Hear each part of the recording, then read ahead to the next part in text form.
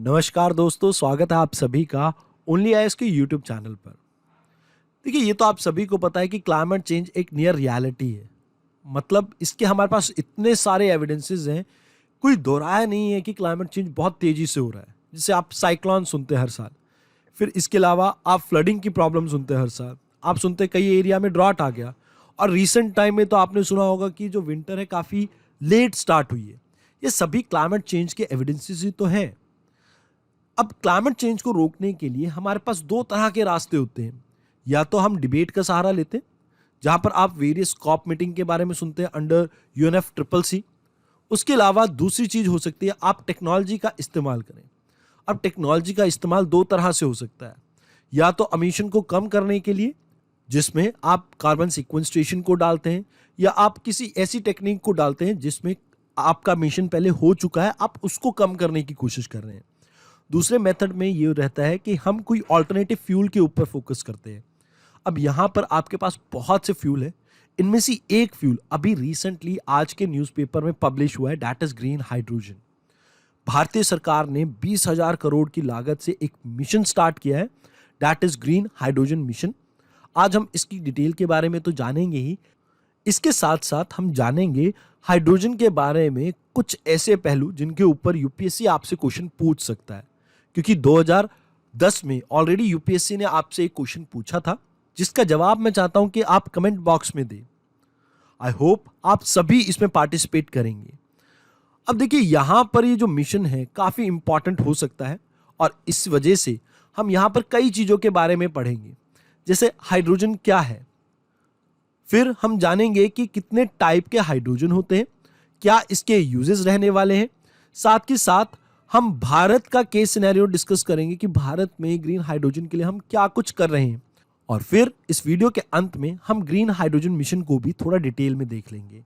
अब देखिए, अगर आपको ऐसा लगता है कि आपको इस तरह के और भी टॉपिक्स के बारे में पढ़ना चाहिए, यूपीएससी की प्रिपरेशन में आपको हेल्प करेंगे, तो हमारा एक फाउंडेशन कोर्स है जहां पर सभी यूपीएससी रेलेवेंट टॉपिक्स को आपके कवर किया जाता है। अब इससे रिलेटेड आपको कोई भी क्वेरी हो, यानी हमारे प्रारंभ बैच से रिलेटेड आपको कोई भी क्वेरी हो, तो आप हमें कॉल कर सकते हैं 7007931912 पे। अब सबसे पहले जानते हैं हाइड्रोजन है क्या। बेसिकली आपने एलिमेंट्स के बारे में सुना होगा। तो पीरियोडिक टेबल में जो पहला एलिमेंट आता है H11, दैट इज हाइड्रोजन। यह हाइड्रोजन अर्थ के ऊपर बहुत अबंडेंट एलिमेंट है। पहले हमारे जो अर्थ का एटमॉस्फेयर है, इसमें भी बहुत ज्यादा मात्रा में देखने को मिलता था, लेकिन सोलर फ्लेयर्स के कारण यह एटमॉस्फेयर से कम होता गया। अब यहां पर आपको हाइड्रोजन के अलग अलग टाइप्स देखने को मिलते हैं। देखिए, केमिस्ट्री में जो आपको हाइड्रोजन के टाइप्स देखने को मिलते हैं वो अलग है, वो आइसोटोप और आइसोबार की फॉर्म में है। बट यहां पर जो हाइड्रोजन की बात कर रहे हैं हम, किस तरह से उसे, किस प्रोसेस से उसे बनाया जाता है, इसके बेसिस पे ये डिपेंड करता है।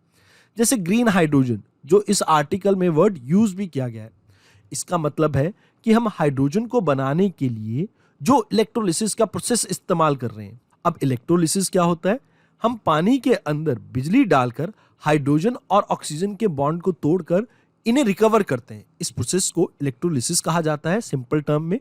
अब अगर इस प्रोसेस के लिए जो आप इलेक्ट्रिसिटी यूज कर रहे हैं वो आपने सोलर एनर्जी, विंड एनर्जी, इस तरह की एनर्जी से जनरेट किया है जो कि रिन्यूएबल है, जिनका लो कार्बन फुटप्रिंट है, तो इसे कहा जाता है ग्रीन हाइड्रोजन। अगर आपने कोल का इस्तेमाल किया है हाइड्रोजन को जनरेट करने के लिए, यानी कि इस इलेक्ट्रिसिटी को बनाने के लिए, और इससे आप हाइड्रोजन बना रहे हैं, तो कोल के इस्तेमाल के कारण बहुत सा पोल्यूशन होगा, तो वो ब्राउन हाइड्रोजन की कैटेगरी में आ जाता है। अब तीसरा आ जाता है आपका ग्रीन हाइड्रोजन, जहां पर इस्तेमाल होता है नेचुरल गैसेस का। ऑल्दो यहां पर एमिशन आपके कोल से कम है, तो ये थोड़ा क्लीनर है, इसी वजह से ग्रे कलर है। बट चौथा जो है वो ब्लू हाइड्रोजन, वो भी आपका नेचुरल गैस से ही जनरेट होता है। बट इन ग्रे और ब्लू के बीच में डिफरेंस ये है कि ग्रे में हम एमिशन को एटमॉस्फेयर में जाने देते हैं, वेयर एज ब्लू में हम कार्बन सिक्वेंस्ट्रेशन के थ्रू हम कार्बन एमिशन को एलिमिनेट करने की या कम करने की कोशिश करते हैं। अब इसके अलावा एक पिंक हाइड्रोजन और है, जिसके बारे में आप मुझे कमेंट बॉक्स में बताइए। अब इसके बारे में मैं आपको थोड़ी सी हिंट दे देता हूं। मैं आपको 3 ऑप्शन देता हूं: solar energy, wind energy, nuclear energy. आपने मुझे ये बताना है इनमें से किसके थ्रू पिंक हाइड्रोजन का फॉर्मेशन होता है। अब ये तो इनके टाइप्स के बारे में बात हो गई। अब जान लेते हैं वर्ल्ड ओवर क्या स्टेटस है, कहां पर ये ग्रीन हाइड्रोजन लाई करता है। देखिए, अगर मान लीजिए वर्ल्ड में 100 यूनिट आपका हाइड्रोजन जनरेट हो रहा है, तो उसमें से मात्र अभी 1% यानी 1 यूनिट ही ऐसा है जो कि ग्रीन हाइड्रोजन की कैटेगरी में फॉल करता है। बाकी सभी आपका ब्राउन, ग्रे, पिंक और ब्लू हाइड्रोजन की कैटेगरी में आ जाता है। अब हाल फिलहाल की अगर हम बात करें तो भारत की जो कंजम्पशन है वो नियरली 6 मिलियन टन के आसपास है, बट आने वाले समय में ये बढ़कर 28 मिलियन टन तक पहुंच जाएगी बाय 2050। अब इसके पीछे कारण क्या है? कारण ये है कि भारत के अंदर आपको एक्सपेंशन देखने को मिल रहा है इसका ट्रांसपोर्ट और पावर सेक्टर में। अब ये जो ग्रीन हाइड्रोजन है इसके कुछ चैलेंजेस भी हैं और कुछ पॉजिटिव्स भी हैं, इसके बारे में भी हम समझ लेते हैं। देखिए, भारत के अंदर जितनी भी हम एनर्जी जनरेट कर रहे हैं यानी कि इलेक्ट्रिसिटी जनरेट करते हैं, मेजरली यानी ऑलमोस्ट 2/3 वो आती है आपकी कोल से। अब अगर हम हाइड्रोजन के ऊपर फोकस करेंगे तो हमारा ये जो ग्रीन हाउस गैस का एमिशन लेवल है वो कम हो सकता है। और फ्यूल जो हम बर्न कर रहे हैं कोल, इसकी वजह से बहुत सा आपको एयर पोल्यूशन भी देखने को मिलता है, तो भारत की एयर क्वालिटी भी इंप्रूव हो सकती है। इसके अलावा ये भारत की ग्लोबल छवि को भी सुधारने में काफी कारगर साबित हो सकता है। देखिए, अगर हम कोल के यूज को एलिमिनेट करते हैं या रिड्यूस करते हैं तो इसकी बदौलत हम अपने कार्बन एमिशन को कम कर पाएंगे। अब अगर कार्बन एमिशन को कम कर पाएंगे तो जो पेरिस एग्रीमेंट में हमने कमिटमेंट की थी हम उसको फुलफिल कर पाएंगे, जहां पर हमने ये कहा था कि भैया हम ऑलमोस्ट 33 से 35% तक अपनी एमिशन इंटेंसिटी को कम कर देंगे 2005 के लेवल से बाय 2030।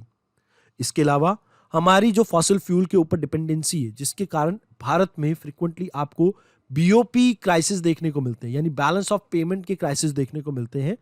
फ्रिक्वेंटली तो नहीं कहूंगा, but still current account deficit हमारा काफी ज्यादा रहता है, तो उसमें कमी आने के चांसेस रहेंगे अगर हम हाइड्रोजन के ऊपर शिफ्ट करते हैं तो। अब बेनिफिट के साथ साथ इसके कुछ नुकसान भी हैं। सबसे पहला नुकसान है कॉस्ट। अब कॉस्ट क्यों कह रहा हूं मैं?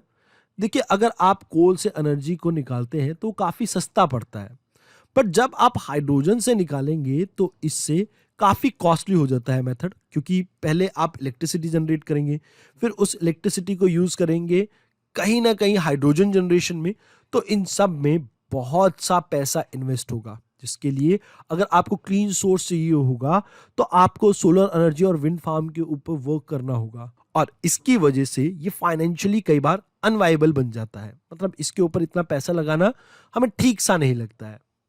इसके साथ साथ भारत के अंदर R&D के अंदर भी काफी कमी देखने को मिलती है। अब आप सभी को पता है कि भारत ऑलमोस्ट 1% से भी कम अपना जीडीपी का R&D के ऊपर इन्वेस्ट करता है। अब यहां पर हाइड्रोजन के ऊपर ये इन्वेस्टमेंट थोड़ी हो रही है, ये तो ओवरऑल जीडीपी का कह रहा हूं मैं, और ओवरऑल R&D के बारे में बात कर रहा हूं। तो हाइड्रोजन तो उसका एक छोटा सा पार्ट है ना। तो यहां पर R&D के अंदर जो इन्वेस्टमेंट है इंडिया में बहुत कम है, जिसकी वजह से इंडिया में जो टेक्नोलॉजी है वो काफी कॉस्टली हो जाती है। अगर हम R&D में इन्वेस्टमेंट इंप्रूव करें तो कहीं ना कहीं भारत के अंदर भी काफी सारे ऑल्टरनेटिव टेक्नोलॉजी को हम डेवलप कर पाएंगे, जो कि फाइनेंशियली भी हमारे लिए इजी रहेगा, सस्टेनेबल रहेगा। क्योंकि अगर हम किसी और देश से टेक्नोलॉजी को लेते हैं तो ये काफी कॉस्टली पड़ जाता है, हमें रॉयल्टी इनकम वगैरह भी इसके लिए पे करनी पड़ती है। तो इस वजह से भारत के लिए ये अच्छा ऑल्टरनेटिव हो सकता है। अब यहाँ पर इस स्कीम में क्या कुछ मेन पहलू हैं, हम इन्हें समझ लेते हैं। सबसे पहले तो आपको ये याद रखना है कि हाइड्रोजन के अंदर हम कॉस्ट कटिंग करना चाहते हैं। मतलब अगर मान लीजिए अभी ये 10 रुपये यूनिट आपका पड़ रहा है, तो हम चाहते हैं कि आने वाले टाइम में ये 5 रुपये यूनिट तक पहुंच जाए। इसके अलावा कुछ शॉर्ट टर्म वेवियर्स भी दिए गए हैं कंपनीज को, जैसे पावर सप्लाई के अंदर हम प्रायोरिटी देंगे हाइड्रोजन को। इसके अलावा हम शॉर्ट टर्म वेवियर देंगे डिस्ट्रीब्यूशन और ट्रांसमिशन कॉस्ट में भी इन्हें, ऐसा कहना है ministry of new and renewable energy का। अब यहां पर कुछ इंपॉर्टेंट चीजें हैं जो आपको ध्यान में रखनी है।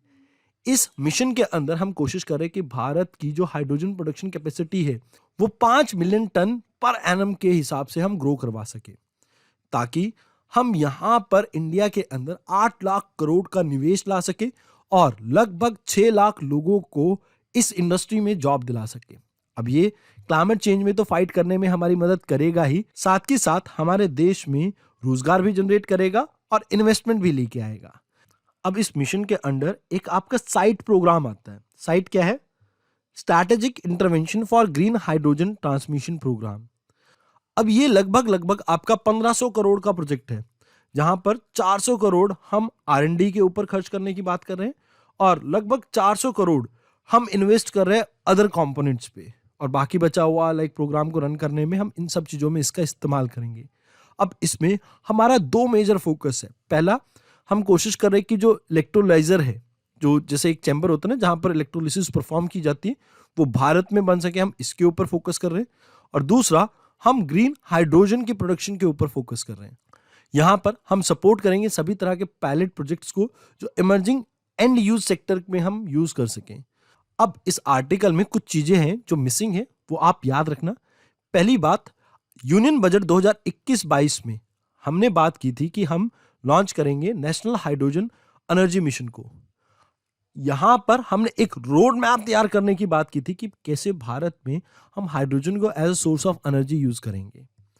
अब देखिए, वे फॉरवर्ड में मैं आपको ये कहना चाहूंगा कि हमने यहाँ पर बात तो की है कि हम इलेक्ट्रोलाइजर और ग्रीन हाइड्रोजन की प्रोडक्शन करेंगे भारत के अंदर, बट जरूरत हमें यह है कि हम कोई टारगेट सेट करें, क्योंकि ऐसे वेग वर्डेड जो चीजें होती है ना, इसे कभी भी हम कंपेयर नहीं कर सकते कि हम किस लेवल पे थे और कहां पर पहुंचे। तो पहली चीज, हमें एक टारगेट सेट करना होगा। इसके अलावा हमें फाइनेंसेस के ऊपर भी, इन्वेस्टमेंट के ऊपर भी ध्यान देना होगा। चाहे हम इंटरनल अपनी विद इन इंडिया के अंदर इन फाइनेंसेस को जनरेट करें, जो पैसा रिक्वायर्ड है वो काफी ज्यादा है, चाहे हम विद इन इंडिया इसको जनरेट करें या अब्रॉड से इसके लिए हेल्प लें। साथ के साथ भारत के अंदर R&D को इम्प्रूव करने के लिए हमें टाई अप करना होगा काफी सारे देशों के साथ, प्लस इंडिया के अंदर भी इंडस्ट्रीज और एकेडमिशियंस को एक साथ चलना होगा, क्योंकि तभी इंडिया में एक सक्सेसफुल हम इम्प्लीमेंटेशन देख पाएंगे इस तरह की टेक्नोलॉजी का। क्योंकि भारत में टेक्नोलॉजी की जब इजाद की जाती है तो उसका इंडस्ट्रियल एप्लीकेशन जो है वो इतना हम ध्यान नहीं देते हैं, तो हमें उन चीजों के ऊपर फोकस करना होगा जिससे हम कमर्शियली यूज भी कर सके और प्रॉफिट भी जनरेट कर सके। तो आई होप आपको काफी कुछ चीजें यहाँ पर क्लियर हुई होंगी इस स्कीम के बारे में। आज के इस आर्टिकल में इतना ही। धन्यवाद।